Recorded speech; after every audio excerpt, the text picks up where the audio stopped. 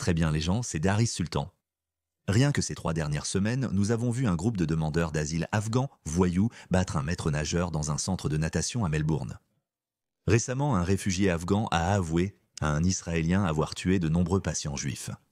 Et aujourd'hui, un autre demandeur d'asile afghan a foncé avec sa voiture dans une foule à Munich, blessant 28 personnes, dont de petits-enfants, 2 d'entre eux étant dans un état grave. À un moment donné, vous devez vous demander comment cette folie a-t-elle commencé ? Et quand cela finira-t-il ? Ces personnes ont été autorisées à entrer en Australie, en Grande-Bretagne, aux États-Unis et surtout en Allemagne sous prétexte qu'elles ne voulaient pas vivre sous le règne brutal des talibans. En d'autres termes, ces pays occidentaux ont eu pitié d'eux et leur ont offert un abri. Mais c'est ainsi qu'ils remboursent cette gentillesse en tuant, violant et blessant leurs citoyens. Certes, beaucoup d'entre eux sont des demandeurs d'asile mécontents qui se déchaînent lorsque leurs demandes d'asile sont rejetées. Mais est-ce tout ? L'infirmière réfugiée afghane qui a dit à l'Israélien qu'elle avait tué de nombreux patients juifs, elle n'était pas une demandeuse d'asile mécontente. Elle est devenue citoyenne australienne et n'avait aucune raison de proférer le diatribe haineux qu'elle a fait. Les demandeurs d'asile qui ont battu un sauveteur dans un centre de natation de Melbourne. Ils n'étaient pas non plus mécontents. Ils pensaient simplement qu'il était acceptable d'attaquer un jeune homme faisant son travail après qu'il leur a dit de ne pas faire de saut périlleux dans la piscine, mettant ainsi en danger la sécurité des autres. On peut clairement blâmer l'islam dans le premier incident, au moins, car la haine des juifs est l'un des principes méga fondamentaux de l'islam.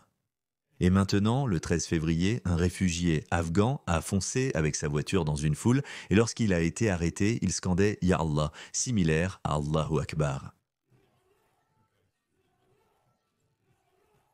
Apparemment, sa demande d'asile avait été rejetée, mais il était toujours autorisé à rester en Allemagne. Quand vous rejetez la demande d'asile d'une personne désespérée, c'est une bombe à retardement. Pourquoi ne l'expulseriez-vous pas ? Plus vite vous pourrez le sortir du pays, plus vite vous pourrez garantir la sécurité publique. C'est ce que Trump fait en Amérique. Pourquoi les autres pays occidentaux ne peuvent-ils pas faire de même ? De plus, chaque fois que leur demande d'asile est rejetée et qu'ils se déchaînent, pourquoi scandent-ils toujours des slogans islamistes ? Si cela n'a rien à voir avec l'islam et qu'il s'agit seulement de leur réaction face aux politiques d'immigration inhumaine, alors pourquoi scandent-ils toujours des slogans islamistes ? Pourquoi ne disent-ils pas mort à l'immigration allemande ? Ils ont été envoyés pour y rester. Telles des cellules dormantes, elles se déchaînent à chaque activation. Mais lorsque leur demande d'asile est rejetée, leur plan échoue. Ils se déchaînent alors.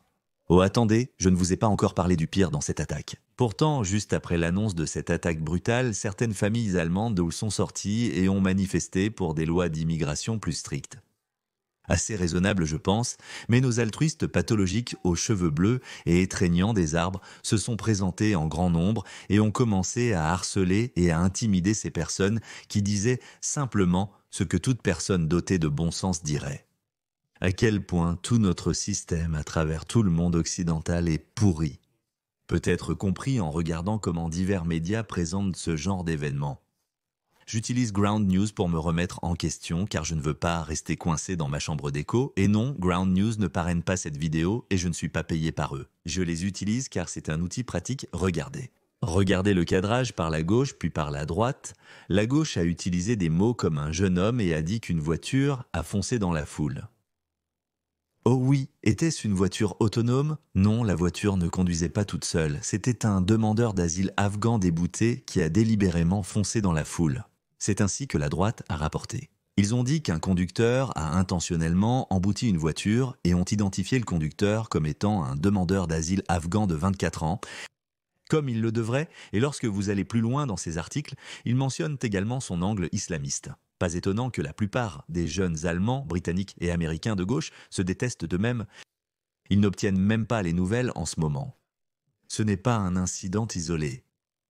L'Allemagne a été secouée par des attaques violentes de demandeurs d'asile ces derniers mois. Laissez-moi vous donner un bref historique des crimes violents commis par des demandeurs d'asile et des migrants illégaux. Le 22 janvier de cette année, un autre migrant afghan a mortellement poignardé un bébé marocain de 2 ans et lorsqu'un homme allemand a tenté de stopper l'attaque, il a également perdu la vie. Le 23e août 2024, Un demandeur d'asile syrien, identifié seulement comme Issa Al-Haj, a attaqué des participants à un festival à Solingen, entraînant 3 morts et 8 blessés. L'assaillant était soupçonné d'avoir des liens avec l'État islamique et avait été sous une ordonnance d'expulsion qui n'a pas été exécutée. Qui est responsable de cette perte de vie ? Le 15 juin 2024, un autre migrant afghan, ces migrants afghans, ils ne ralentissent pas, a attaqué une fête privée célébrant l'ouverture du tournoi de football de l'Union des associations européennes de football Euro 2024. L'assaillant a mortellement poignardé un homme afghan de 23 ans et blessé 3 autres personnes avant d'être abattu par la police à leur arrivée. Et bien sûr, qui pourrait oublier les tristement célèbres coups de couteau de Mannheim, un demandeur d'asile afghan a tué un policier d'un coup de couteau à Mannheim, en Allemagne. Le pauvre officier, formé par cette idéologie éveillée, a malheureusement vu le demandeur d'asile afghan comme la victime et est intervenu imprudemment en sa faveur pour être poignardé à la gorge par la personne même qu'il essayait de protéger. Cette attaque a secoué l'Allemagne, mais presque un an plus tard, les autorités allemandes n'ont absolument rien appris. Je suis persuadé qu'il y a eu d'autres attaques passées inaperçues dans les médias traditionnels et sociaux, et apparemment, ce n'est pas terminé. Pour aggraver les choses, quand on y pense, l'Allemagne a été si généreuse en accueillant des demandeurs d'asile de pays comme la Libye, la Syrie et bien sûr l'Afghanistan, mais en retour de sa générosité, elle a vu ses civils violés, terrorisés et tués par les mêmes migrants qu'elle a accueillis. Ces politiciens pathologiquement altruistes en Allemagne, souffrant d'une empathie suicidaire, autogratifiante, ont en réalité perdu beaucoup de capital politique pour le bien de ces personnes qui ne peuvent pas cesser de commettre des actes terroristes. La question à $1 million est pourquoi ? Maintenant, c'est une partie qui n'a pas de sens pour moi. Peut-être que vous ne vous souciez pas du public ordinaire, mais sûrement de vos chances de gagner la prochaine élection. Alors pourquoi faites-vous cela ? Êtes-vous si déludé que malgré toutes vos terribles politiques, vous pensez que les gens sont si stupides qu'ils continueront à vous réélire ? Je ne pense pas qu'ils le feront. Je ne suis pas un expert en politique allemande, mais même un étranger comme moi peut voir pourquoi l'alternative pour l'Allemagne a une énorme chance de gagner beaucoup de sièges au Bundestag.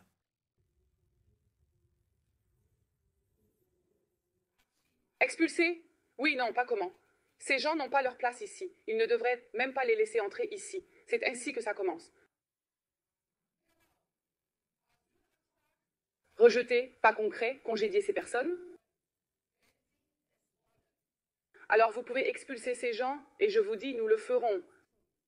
Nous allons expulser les criminels, les demandeurs d'asile rejetés du pays. C'est fini, basta. C'est juste... Ça me sidère. Cela me brise réellement le cœur aussi. Juste avant cette vidéo, je parlais à un policier ici en Australie et il me disait que dans presque tous les crimes violents, les réfugiés et les demandeurs d'asile sont massivement surreprésentés ici, en Australie également. Et l'Australie est censée être la meilleure de tous les pays occidentaux. Il craignait en fait que l'Australie ne soit méconnaissable dans 5 à 10 ans. Ces personnes arrivantes, même lorsqu'elles sont nées ici, ne craignent pas la police et ne respectent pas les lois ou les valeurs australiennes. Je pense que chaque pays a besoin d'un Trump pour mettre fin à cette folie. Quoi qu'il en soit, que pensez-vous qu'il va se passer et que pensez-vous qu'il devrait se passer ? Pensez-vous que l'alternative pour l'Allemagne fera des percées sérieuses ? Ou pensez-vous que le peuple allemand n'en a toujours pas assez et pourrait devoir endurer encore 4 ans de mauvaise gouvernance et de violence migratoire avant de dire enfin que trop c'est trop ? Faites-le moi savoir dans les commentaires ci-dessous. Jusqu'à la prochaine fois, au revoir.